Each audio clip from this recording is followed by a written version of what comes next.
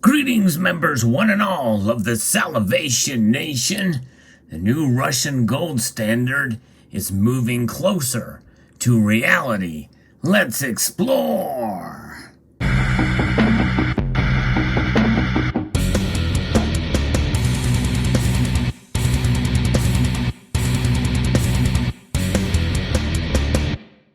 Indeed, there's been more and more talk by Russian media and other news sources about a new Moscow world standard.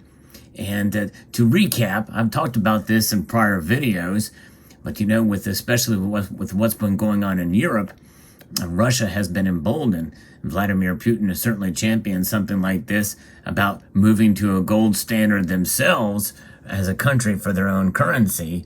They seek to do that. But more than likely, it's really going to take the form in the place of a cooperation with other European nations in the Eastern Bloc, or what was known as the Eastern Bloc, at least to some extent. But what would this take the form of? It would be a Moscow world standard for precious metals trading, like the London Good Delivery List of the London Bullion Market Association. And there'll be a new international precious metals exchange trading venue, which would be headquartered in Moscow, based off the MWS, and known as the Moscow International Precious Metals Exchange. And then it would also have a price-fixing committee, akin to what we see in London now, with price discovery and new precious metal price fixings based on the MWS, and a reference price derived on the national currencies and participant countries, or in a new international settlement units. That's a pretty tall order. I mean, there's only one LBMA and the standard. Now, we do know there's a Shanghai Precious Metals Exchange, the Shanghai Gold Exchange, but it is not derived based off of any other reserve currencies, because there is no, other than a renminbi in China, which is a top reserve currency member for the International Monetary Fund. There is essentially no competitor to the dollar other than the euro. And actually the euro right now is suffering a bit, and again, understanding that it does take cooperation with other nations. And so I'm going to be referencing here an article from Zero Heads as shared with me by a member of the community, as I looked and perused through this and found it quite fascinating.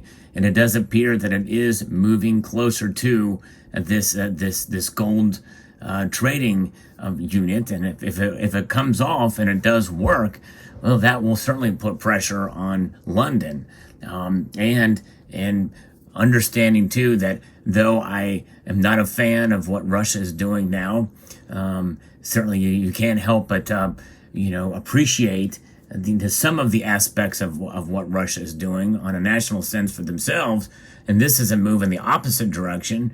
In other words, this is a move more towards globalism on their aspect to compete with, at least maybe hemispherism maybe might be a better term than globalism, in order to compete with the West.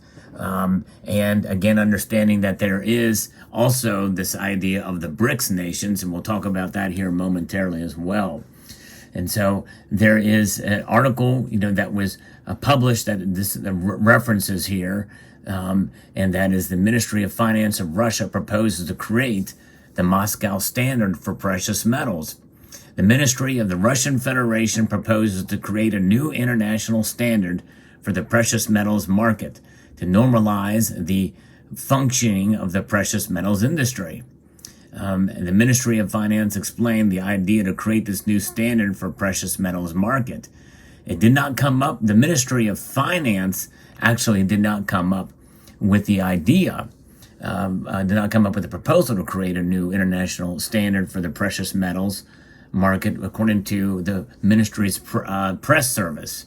As a regulator of the industry, the Ministry of Finance redirected the proposal received by it to market participants to evaluate and provide a position on the advisability of its implementation, according to the press service. So, the Russian Finance Ministry did not propose the World Moscow Standard and the Precious Metals Exchange idea, but merely forwarded it to the industry participants in the Russian financial markets.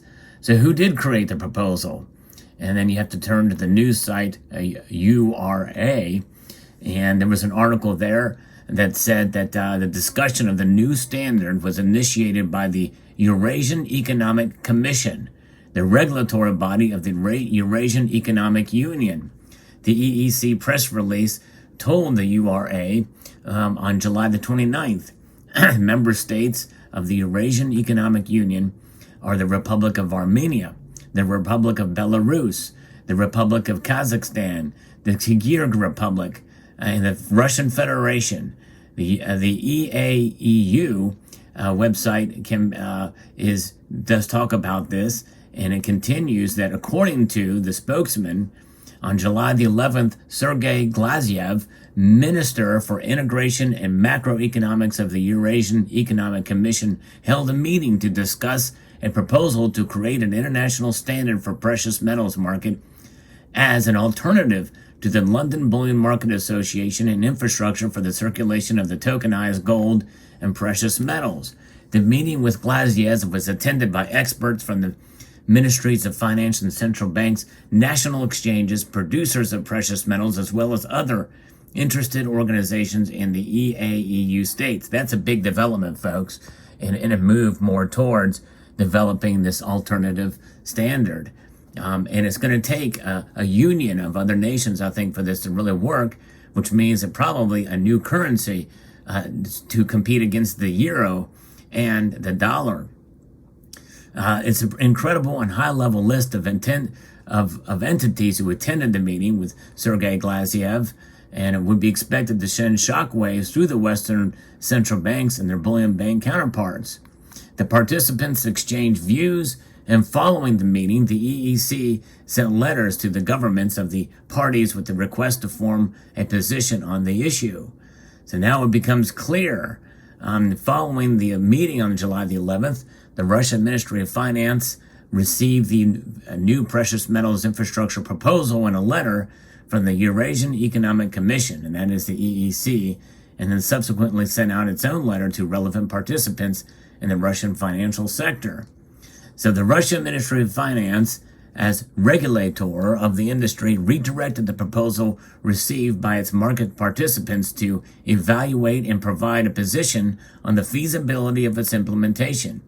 It sent out its letter 2 weeks after the 11th of July. 2 weeks later, the Ministry of Finance organized a discussion between Russian authorities and market participants on the creation of a new international industry standard by sending out these letters. This is why the first Russian media reports only picked up the new, in the week of the 25th of July.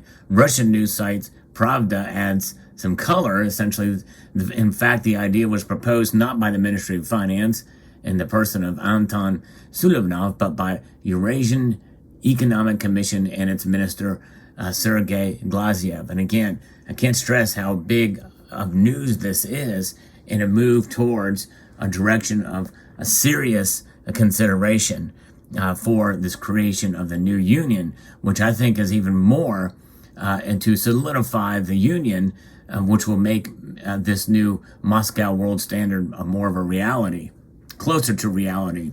And so again, it was discussed, drawn up in letters, and sent to the national governments of various countries, including the Ministry of Finance, which in Russia acts as a regulator of the precious metals trade industry. And so it's a fascinating indeed. Now the Russian the letters that we talked about, the letter from the Russian Ministry of Finance to the Russian financial market participants was not available on the internet, and the author tried to reach out to get copies of the letter, but they did not respond. And so, but nonetheless, this is quite interesting. And given that as part of the Western sanction against Russia, the LBMA ejected all of Russia's good delivery gold and silver refineries from the LBMA good delivery list. We know that happened back on the March 7th. And there are 6 refineries, big refineries in Russia. I think they're the second largest producer of gold. And I think this is why they're emboldened to kind of pursue this. And the COMEX also removed all of the same 6 Russian refiners from the COMEX gold and silver approved brands list. And so there's that. And I think that is why they're essentially, to some extent, being forced into this and taking advantage of it in order to create their own. So given that the proposed Moscow world standard, RBC says the basis of the new structure may be a specialized international precious metal exchange headquartered in Moscow.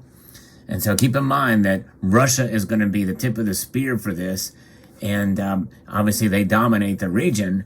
But again, understanding that their economy really is small in comparison to the amount of gold that they produce and are involved in.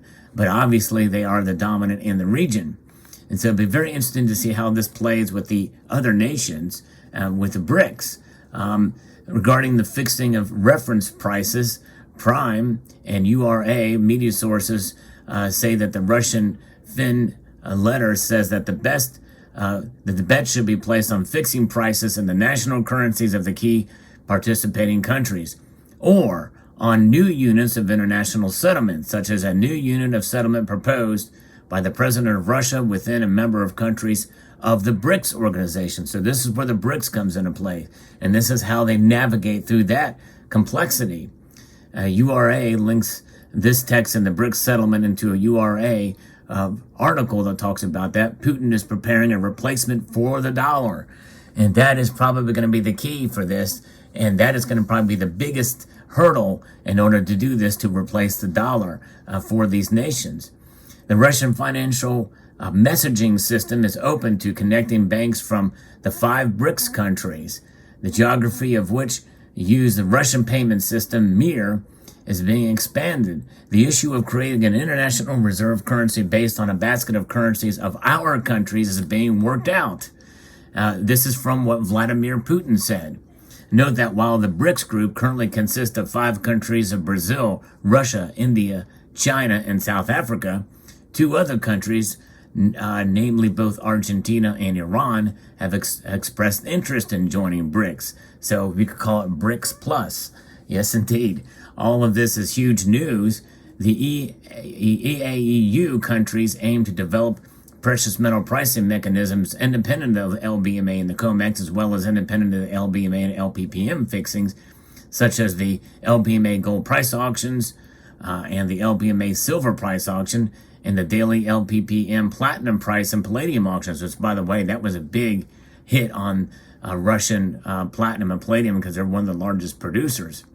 Beyond the EAEU countries of Russia, Belarus, Armenia, Kazakhstan, and Kyrgyzstan, and the Prime news agency states that the Russian Fin letter, Minfin letter, is envisioning an even wider participation within the proposed new system.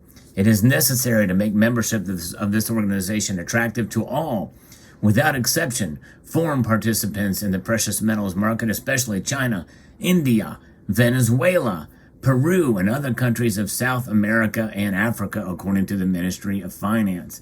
So it is going to be something that's going to expand much further out to even into this hemisphere. So they don't want to just dominate that other hemisphere. They want to have a participation here in the Western Hemisphere as well, with some nations that may be friendly, like Peru's government now, and Brazil at one time as well. And but again, a lot of that depends on the political winds of the moment in some of these South American countries. But there you have it. So I think this is quite interesting. And again, much of the West can kind of shrug this off, at least for so long. They can say, well, hey, let those countries kind of come together. But they form an alliance as such that really does provide a threat. And especially with how some people feel the LBMA is handling things in the COMEX. There's been talk about manipulation and the price fixing that has not been fair for many for quite some time, and that kind of activity and that kind of allegation is warranting some welcoming of a new standard to kind of offset and maybe even perhaps bring some transparency. But the thing is that that's where it ends.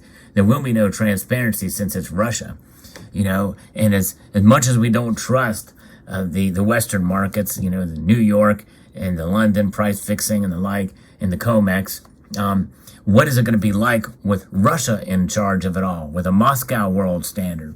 I think a lot of people aren't really looking past that. They just think, okay, this scenario is bad, what we have now. Anything's got to be better than that. But be very careful with that kind of mentality, because it just may be worse, and it may actually be much more of a manipulative factor on the precious metal prices to work in their favor. And regardless, they're not going to have, I don't believe they're not going to have the favor of the common folk in mind, no matter who is part of it. And we know, especially with how the system in Russia is set up with oligarchs, and essentially, yeah, it is an oligarchy. Tell me how that helps the common man. It doesn't. At least here in the West, in the United States, there is some hope for that and some level of transparency. But again, as is always the case, put man in charge of anything, and you have the potential for things to be corrupted. So there you go. But it's a force to be reckoned with as we move into this next age, as this begins to be developed and considered more and more. Let me know your thoughts in the comment section below. I'd like to extend a multitude of gratitude to you all for taking the time to watch, and encourage you to please rate, share, comment, and subscribe.